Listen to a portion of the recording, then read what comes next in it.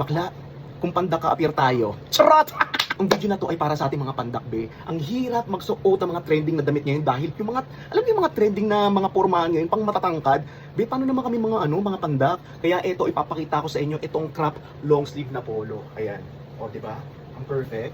Kasi, ang dami nagsasabi na pagkapandak ka, dapat ang mga sinusuot mo crop na polo. 'Di ba? Para hindi ka nagmumukhang pandak. O ayan, sinubukan kong bumili, be. Medyo malaki lang yung nabili ko kasi large to eh. Ang height ko kasi is 5'4" at ang timbang ko hindi ko na alam, baka 72 kilograms. Tsaka yung tela niya, be, hindi mainit. Sino ka dyan? O, 'di ba? Alam niyo, ang gaganda ng mga damit dito ngayon sa TikTok shop. Hindi mo na kailangan pumunta ng ibang brand, mga mall para lang bumili, be. Sinasakop na tayo ng mga magagandang damit dito sa TikTok shop. Mura pa, 'di ba? O, 'di ba? Tres!